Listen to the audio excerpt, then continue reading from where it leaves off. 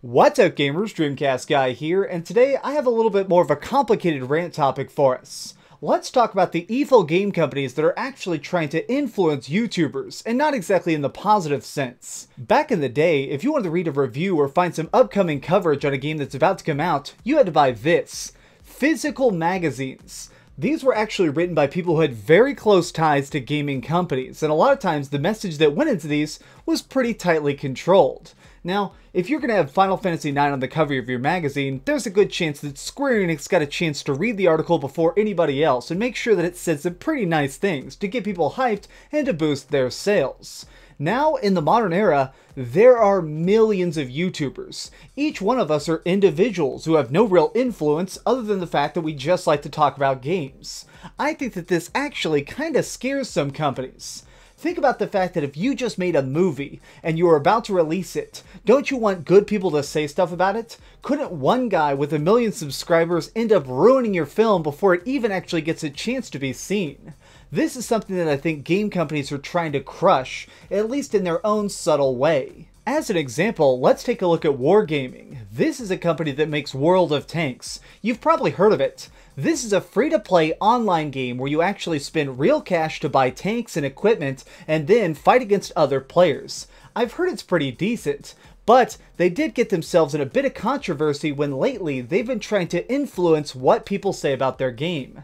They have a new program where they actually pay YouTubers to cover some of their topics, or even make it where YouTubers will get exclusive access to tanks before anybody else in the world. That way they can make videos about it and encourage people in the community to buy it. Well, one guy named Sir Fock actually didn't like one of their newest things. There was a thing called the Chrysler K. This is a super deluxe tank that was released that is basically impenetrable. Every single side of it has ultra thick armor. Basically, the only people who could kill it were the people who were buying the really expensive ammo. Yes, that's right. In this game, you can buy ammo and tanks separately. Well, the only way that people are going to be buying this or killing this are the people who are spending the most money, and this pissed him off. He is a giant fan of Wargaming and of World of Tanks, but he saw this as a game-breaking mechanic, and frankly, he was pissed. So he made a video criticizing this tank specifically.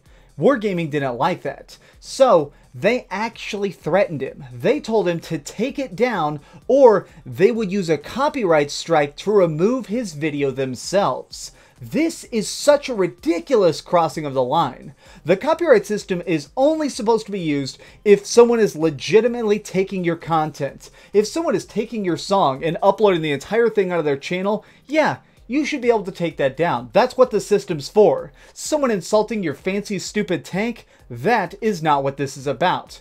Now, they did go back and actually apologize for this whole giant mess, but it still highlights a very big problem. Companies want to control the message when they can, and this can lead to some really bad situations for all of us. There was another giant war just a couple months ago between Atlas Games and live streamers. Obviously, whenever there's a giant title coming out, you're going to want to buy it and live stream it. You want to play what people want to watch. Everybody wins. But when it came to Persona 5, Atlas was obsessed with making sure spoilers didn't get out. So they put a very, very strict guideline. If you're streaming our game, don't play past the second dungeon. That is a pretty hard line in the sand. Something that people were very afraid to cross because they said flat out that if you did break this rule, they'd take down your channel if they could, or even close down live streamers. They straight up said that. They were not afraid to crush anybody who might accidentally spoil this. So of course, as you can expect, people started spoiling it everywhere. By trying to control the message ended up spreading like wildfire. What really got me about this personally is that later on, Atlas apologized. Not for doing it, but for people thinking it was a threat. Really, their official statement was, "Gee, folks, we didn't think that this was a threat. We were just saying that we would shut down your entire livelihood and close up thousands of hours of your work if you fucked with us." That was so weird, especially because the game was so good. Why wouldn't you want people to live stream this and talk about this and do Let's Plays of this? It would boost your sales. Why would you try and crush the people who are spreading your message the strongest? This really highlights such a strange problem that's underlying. For the most part, I'd say that most of the companies that I interact with are actually extremely positive. Even if I'm making a really mean review and ripping their trash game to pieces, they actually respond with a thank you and ask you if you want to cover any future games.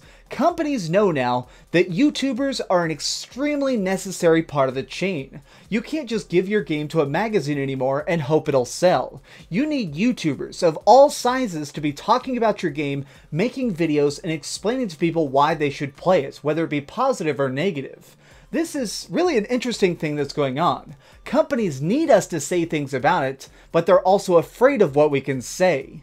Now, I'm going to say something I've never actually mentioned on camera before, but I've been threatened by companies in the past. I don't want to say which ones, mostly because I think one or two of them are out of business, but there have been times where I made a review that was very critical, or I made a top 10 about a very bad game, and the developers themselves reached out to me to tell me that they didn't like my video, I didn't know what the hell I was talking about, or straight up saying that in the future, they were going to try and get me blacklisted. I've been threatened by people just for honestly covering their games, which puts me in a very strange spot.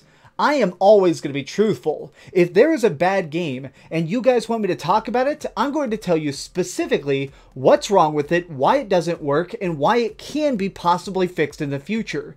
If that's bad to them, then that's their problem, not mine. But it does just seem really bizarre that we're now in a place where the developers can directly talk to independent creators, and the creators can very directly talk to their audiences.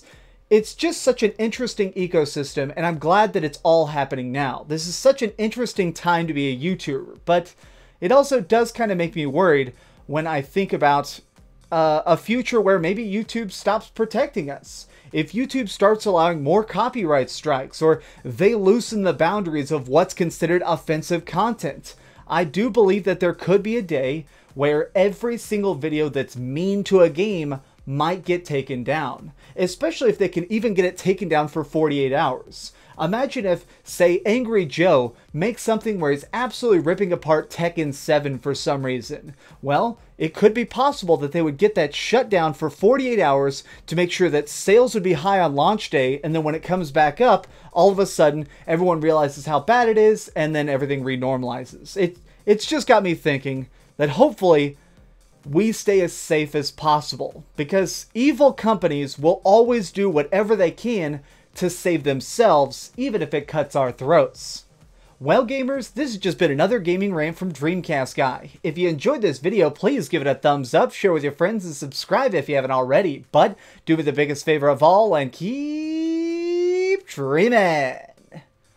Hey, I want to thank you guys. The last gaming rant I did got 1,000 likes in the first day.